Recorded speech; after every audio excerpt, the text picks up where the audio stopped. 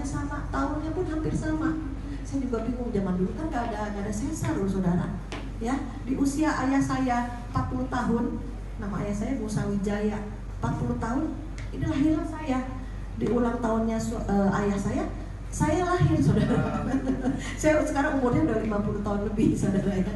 Jadi mungkin ya itulah, ada panggilan Tuhan untuk meneruskan pelayanan, meneruskan panggilan ya. Mungkin belum selesai oleh ayah saya, yuk kita selesaikan. Ya seperti pelari estafet, yang terakhir harus lari lebih kencang saudara ya kan. Pertama pelari satu pegang lagi, kedua, ketiga, yang keempat tuh harus lari lebih kencang karena harus sampai garis finish saudara. Mungkin juga saudara di tempat ini udah Kristen dari kecil ya. Saudara udah hamba Tuhan, keluarga hamba Tuhan, ada yang saya tahu keluarga hamba Tuhan semuanya jadi pendeta, ada loh yang saya kenal ya.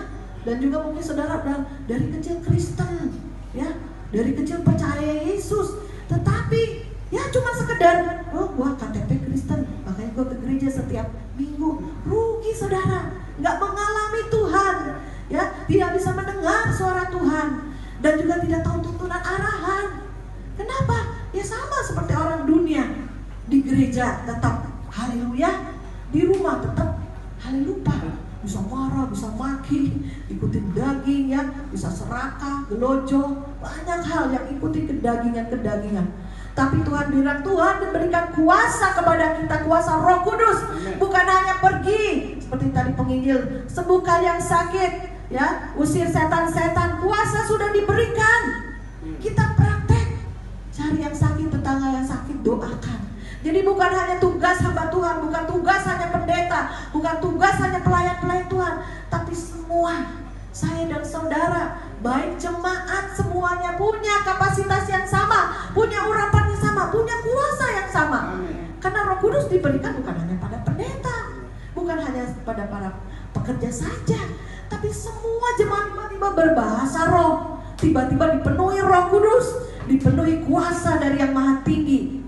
Saatnya bergerak, ini udah akhir zaman ya. Mungkin di antara keluarga saudara masih ada yang belum percaya Yesus, berdoa, sampaikan firman, sampaikan jalan kebenaran ya. Pagi ini kita pasti, kenapa dia tidak bertobat, mencuri, akhirnya menjual Yesus, akhirnya bunuh diri. Walaupun melihat terang besar Yesus ada di sisinya, dia termasuk 12 murid, kemana Yesus pelayanan dia ikut. Tetapi kenapa ujung hidupannya itu masuk neraka, akhirnya ujungnya bunuh diri, tidak ada lagi keselamatan. Ayo saudara, kita saat ini bertobat jadi jemaat, bertobat jadi hamba-hamba Tuhan, bertobat, meninggalkan semua kejahatan kita, meninggalkan semua kemunafikan, meninggalkan semua kekotoran, kenajisan. Koreksi, seringkali Roh Kudus kasih tahu, Roh Kudus ada dalam hatimu dan hati saya. Seringkali Roh Kudus tegur, tapi seringkali diabaikan, seringkali dicuekin, seringkali kita tidak menganggap. Seringkali jangan kamu begini, ayo bertobat. Jangan kamu berbohong, jangan kamu mencuri, jangan kamu marah, jangan kamu simpan kepahitan, dan banyak lagi dosa-dosa yang kita lakukan. Roh Kudus seringkali tegur, tapi seringkali kita abaikan, seringkali kita cuek, dikira Tuhan gak lihat, padahal mata Tuhan di segala arah, menjelajah ke seluruh bumi. Mata Tuhan ada di mana-mana. Pada saat kau berbuat baik, pada saat kau berbuat jahat, mata Tuhan ada di mana-mana. Oleh sebab itu, roh takut akan Allah harus ada pada semua anak Tuhan. Bukan hanya kasih, nanti juga Tuhan mengampuni. Kasih, Tuhan itu maha kasih, gak mungkin aku ke neraka. Tapi saudara ingat, Tuhan ciptakan juga neraka untuk orang-orang yang berdosa, mengikuti iblis, mengikuti roh jahat. Ada saatnya firman Tuhan itu keras, jadi makanan keras bagi kita supaya bertobat. Ya seperti kemarin ada teman saya dalam persekutuan doa, Bu Maria ini lagi ramai, Ari Wibowo lagi bercerai dengan istrinya. Padahal kami sudah ada planning untuk mengundang dia di dalam acara pasutri, saudara. Ya, wah, akhirnya dicontreng. Kenapa? Dia sendiri nggak bisa mengatur keluarganya, tidak jadi imam di tengah keluarganya, bahkan menceraikan istrinya. Apa itu jadi contoh panutan, jadi terang? Tidak, saudara. Akhirnya teman saya juga termasuk pelayan di gerejanya dihapus, dicontreng, tidak lagi mengundang Ari Wibowo. Walaupun ada kesalahan istrinya, apakah dia tidak mau mengampuni? Apa dia sendiri juga tidak ada punya kesalahan? Ayo saudara, Tuhan benci perceraian. Ya, jadi orang Kristen itu baik hamba Tuhan tuh ditaruh di atas seperti lampu ini. Jadi kita orang-orang dunia aja lihat tuh orang Kristen begini, tuh pendeta begini, tuh. Jadi orang dunia jadi gosip, jadi sebaran. Jadi akhirnya mereka tidak mau percaya Yesus. Kenapa? Lah, pelayannya aja begini, munafik. Ya, ini hamba Tuhan begini. Orang dunia itu bisa lihat karena kita anak terang. Kalau terangmu gelap, terangmu abu-abu, orang dunia juga lihat. Malu, saudara. Tidak memuliakan nama Tuhan, mencoreng nama Tuhan. Mendingan kamu gak usah ikut Kristen, gak usah percaya Yesus, sekalian aja keluar. Bahkan ada teman saya yang sudah melayani di rumah, ngumpulin orang, karena kami datang ya untuk doa, untuk pujian. Bu Maria, orang Islam lebih baik ya, suka bagi saya dibagi telur 2 kilo. Cimaria, orang Buddha itu baik loh. Saya orang Bangka, Cimaria, dia orang Bangka. Nah udah gitu dia percaya Yesus. Saya dulu ikut wihara, di sana banyak yang ngasih, yang nyumbang, yang berbagi, katanya baik semua. Ngomelin orang Kristen begini begitu. Saya jadi puyeng, dia udah Kristen tapi ngomelin terus sama orang Kristen. Dia bilang agama ini baik, agama ini baik. Terus ngomel. Padahal dia udah pelayan Tuhan. Rumahnya dibuka untuk komsel, rumahnya buka untuk persekutuan. Akhirnya saya kesel dan saya bilang gini, Bu, mendingan ibu kembali lagi ke agama ibu daripada ibu ngomel-ngomel jelekin orang Kristen, dan ibu sendiri sebagai orang Kristen tidak memberi contoh. Kesini bentrok, kesana bentrok, kesini bentrok, ngejaga mulut. Mendingan ibu kembali lagi ke Buddha. Saya gituin, saudara. Iya dong, daripada kita ngomel terus ngoceh terus lebih baik ini. Nah kamu sendiri udah baik belum? Ya kan? Akhirnya dia tutup mulut. Mulai dari saat itu saya marahin, dia tidak pernah ngomong lagi. Contoh, kamu harus lebih baik dari mereka. Contoh, jangan suka menghakimi, menjelek-jelekan. Ini orang Kristen begini, orang Kristen. Lah kamu Kristen, kamu sudah jadi contoh belum? Padahal dia dari Buddha ke Kristen loh, saudara. Ya kan? Ayo terus, akhirnya dia mulai udah ada kebaikan-kebaikannya terlihat. Jadi kita sebagai anak Tuhan ini mimbar ke saudara, juga ke saya. Ya kan? Saudara yang sudah berdiri mimbar, itu firman pedang bermata 2, menembus setiap jemaat, setiap pelayan, menembus juga diri saya. Seringkali Tuhan bahkan apa yang ditabur akan dituai. Jika saudara melakukan hal jahat, yang jahat itu akan saudara terima. Lebih baik begitu daripada masuk neraka. Ada hajaran, ada didikan Tuhan. Saya dididik Tuhan keras. Saya dari kecil didik Tuhan sampai seumur ini keras. Pergumulan saya banyak, badai hidup saya banyak. Saya hampir bercerai, ekonomi hancur, suami bangkrut. Juga dia ada pergi ke dugem, stres. Dididik keras. Supaya apa? Supaya kita kuat roh kita, supaya kita mengandalkan Tuhan, supaya terangmu semakin bersinar. Ya, setiap anak-anak Tuhan, hamba Tuhan, ada terang sudah Tuhan berikan di hatimu. Apakah orang dunia bisa melihat terang itu dan dia mau datang kepada terang itu untuk diselamatkan? Tergantung saudara dan saya. Kita ini duta-duta Tuhan, duta-duta surga. Apalagi Bapak yang sudah penginjilan ke Bandung ya, bagi traktat, boleh tuh. Nanti saya minta traktatnya. Kami ada beberapa tempat, saya buka tempat karena saya dibawa Tuhan ke YouTube, PAZ Agape. Jadi beberapa tempat sampai ada yang dari Depok, ada yang dari Bogor, Cibubur, Bandung, Tangerang, Telpong. Itu kita buka tempat mereka dipersiapkan jadi penuai-penuai yang kuat, roh kuat. Juga sampai ke hal-hal keluarga, pemulihan, bahkan ekonomi harus juga. bukan kita teori kemakmuran, tapi kita juga perlu uang. Untuk penginjilan perlu uang juga, saudara. Jadi titik beratnya jangan di uangnya, maju terus. Ya, emas dan perak tidak ada padaku, tapi maju terus. Murid-murid Yesus memberitakan Injil. Tapi asal kita sudah bereskan diri kita. Kalau nggak jadi batu sandungan, kalau nggak jadi terangnya redup. Lama-lama iblis masuk, merasuk seperti Yudas itulah. Ya, jangan buka celah iblis. Jangan beri kesempatan kepada iblis. Jaga hatimu. Seringkali ibu-ibu atau bapak-bapak tidak bisa jaga hati. Pegang. Saya pernah suatu hari ya up and down terus gitu ya. Kadang maju semangat, kadang lemah lagi lihat orang, kadang maju lagi. Tuhan, suatu hari saya diingatin Roh Kudus, Tuhan, pegang hatiku. Jangan sampai up and down lagi. Aku bisa menjaga hati karena Tuhan yang pegang hatiku. Karena disinilah sumber kehidupan. Hati yang benar, hati yang kudus, hati yang murni, hati yang tulus, hati yang murah hati. Kebaikanmu di hati memancar ya ke perbuatan. Ini penting, hati ini penting. Disinilah sumber kehidupan.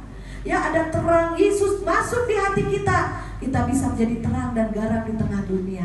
Ya, jadi saudara, dunia ini sedang menuju kebinasaan, tapi kita harus jadi terang. Terangnya ya ajaib. Ya, ada lagi satu ayat lagi bagus sekali kita baca di dalam. Yuk kita bangkit berdiri. Kita sama-sama hormati firman di dalam Yesaya 1 ayat yang ke-9. Ya. 1, 2, 3. Bangsa yang berjalan di dalam kegelapan. Sudah dapat semuanya? Yesaya 1 ayat yang ke-9.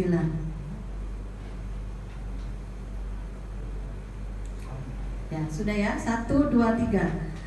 Bangsa yang berjalan di dalam kegelapan telah melihat terang yang besar. Mereka yang diam di negeri kekelaman, atasnya terang telah bersinar. Engkau telah menimbulkan banyak sorak-sorai dan sukacita yang besar. Mereka telah bersukacita di hadapanmu, seperti sukacita di waktu panen, seperti orang bersorak-sorai di waktu membagi-bagikan jarahan. Amin. Amin. Puji Tuhan. Silakan duduk. Jadi kalau kita menjadi terang bagi orang-orang sekitar kita, dalam keluarga, dalam lingkungan, di dalam pekerjaan, dimanapun kita bersosialisasi, ketemu orang dan lihat terang itu di dalam kita, maka orang tertarik. Oh, jadi orang Kristen kok baik ya, tulus ya, suka memberi ya, tidak cepat kepahitan ya, bisa menguasai diri, tidak serakah, tidak marah, tidak berzina ya, dan lain apapun juga, saudara. Ya, saya pernah satu kali punya teman. Nah, dia itu suaminya itu kecantol perempuan lain lah ya. Jadi dia, istri yang pertama itu curhat sama saya. Bu Maria, gimana ya? Saya sama suami itu satu gereja. Jadi suaminya sama perempuan lain, nggak tahu udah nikah atau belum, saya nggak nanya.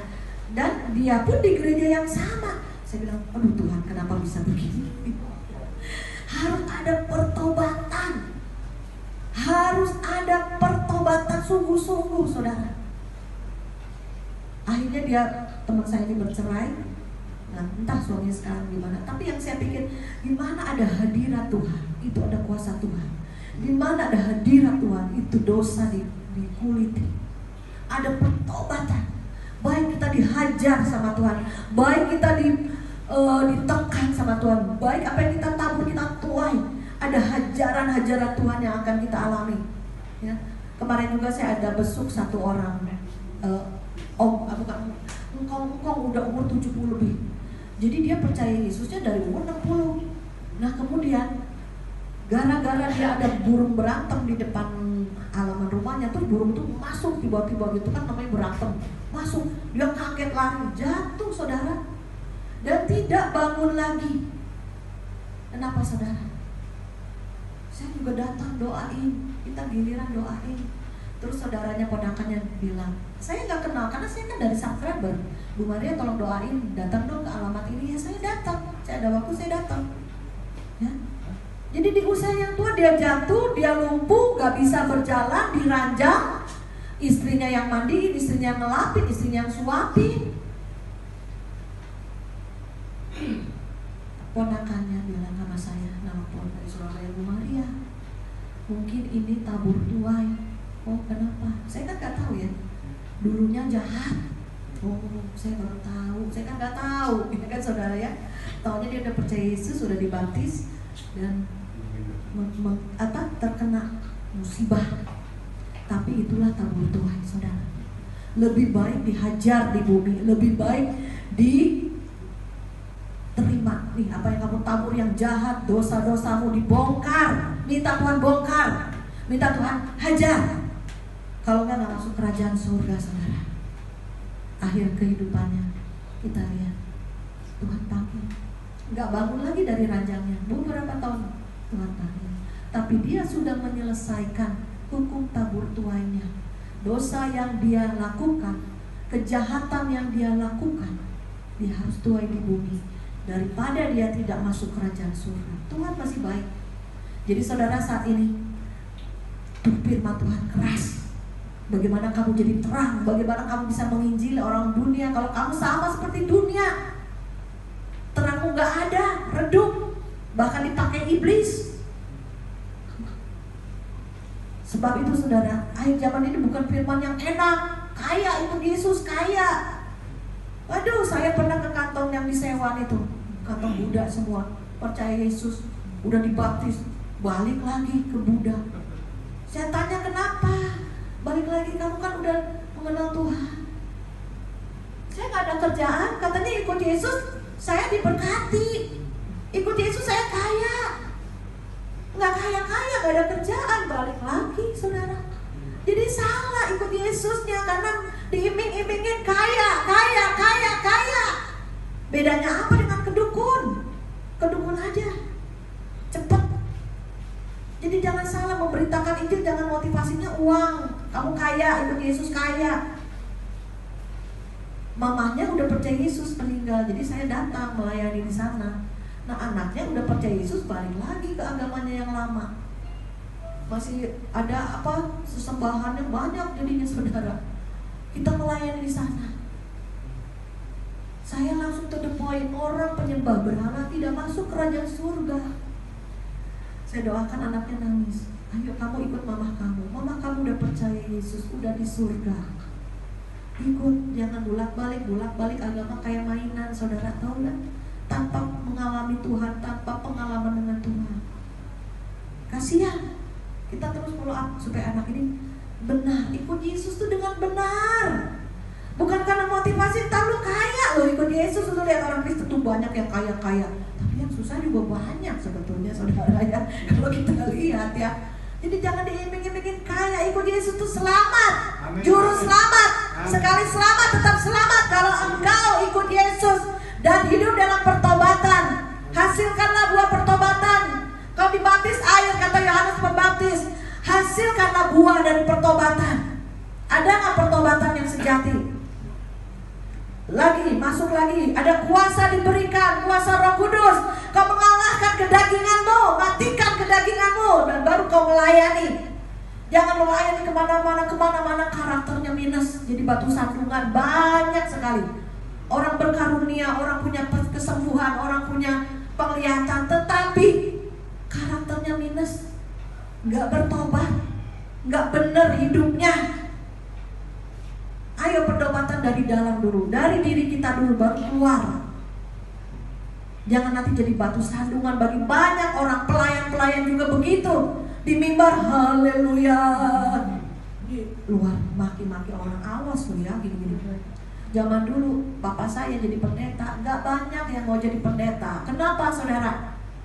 Pendeta biayanya miskin, susah. Mama saya aja sampai bilang, aku jadi istri pendeta tuh membuang diri. Membuang diri, tahu gak? Membuang diri ke ladang Tuhan saudara, serta Tuhan selalu manusia. Membuang diri. Jadi ibaratnya kayak berkorban. Nah sekarang banyak orang berebutan jadi pendeta, jadi hamba Tuhan, bisa terkenal, bisa banyak cien, berebutan. Ada nama nih hamba Tuhan. Sekarang beda sama hamba Tuhan yang dulu, saudara. Jadi hati-hati, jangan kejar. Kalau bukan panggilanmu jangan. Gak gampang jadi hamba Tuhan.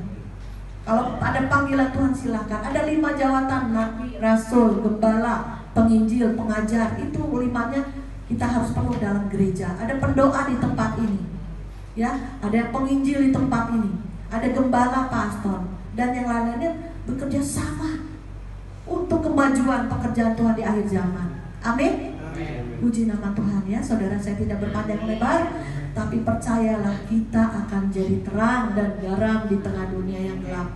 Jadi kita sama-sama yuk koreksi diri, baca firman, berdoa, setiap pagi bangun cari Tuhan, andalkan Tuhan, dengar suara Tuhan. Dia rindu berbicara kepada saudara dan saya.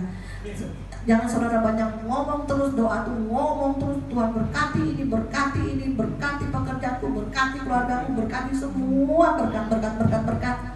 Tuhan cuma melongo aja.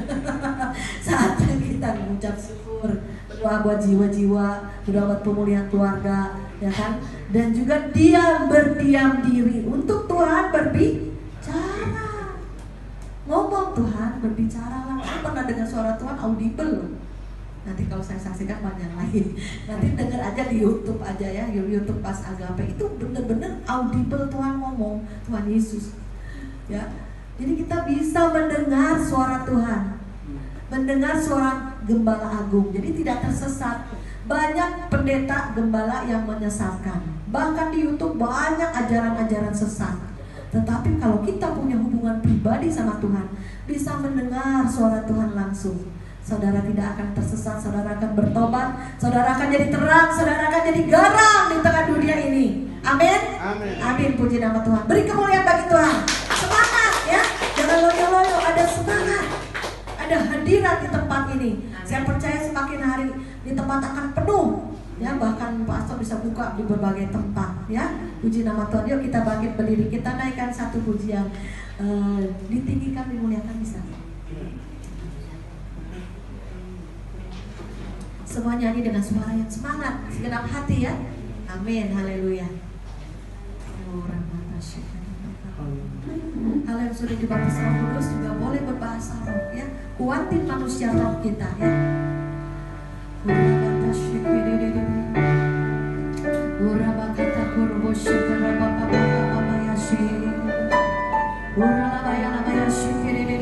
Haleluya Yesus.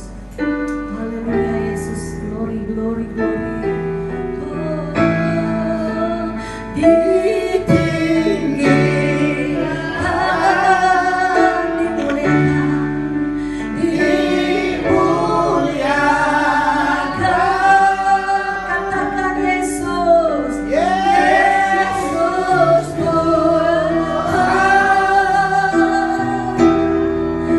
Ah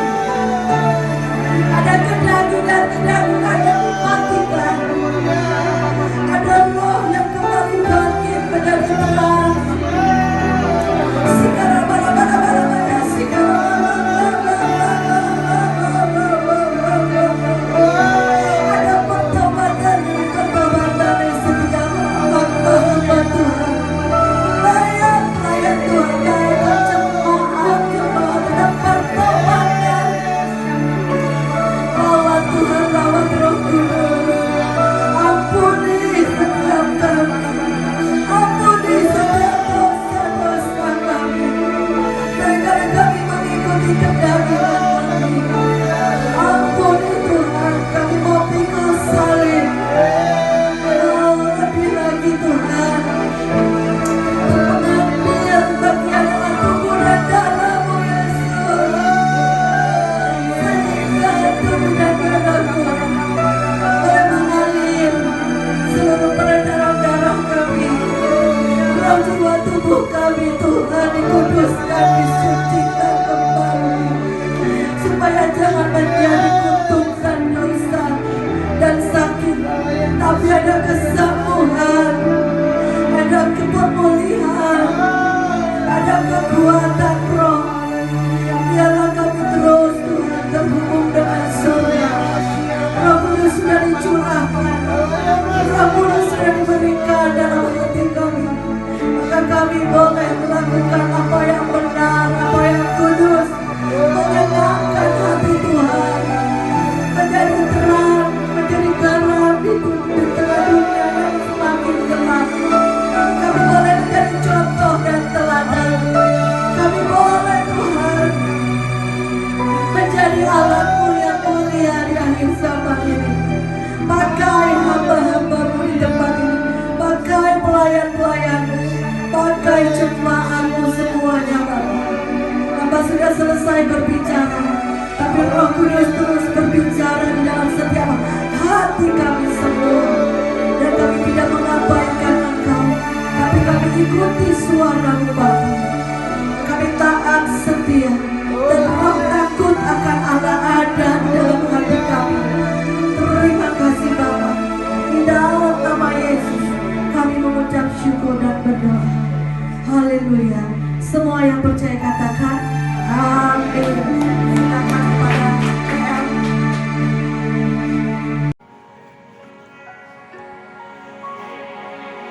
Hidupku menggenapi firman-Mu, tanda mujizat sertai tiap langkahku. Kau bersamaku,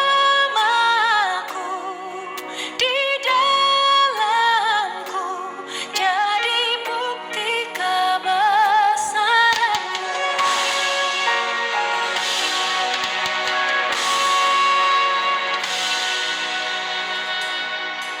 Tuhan, Kau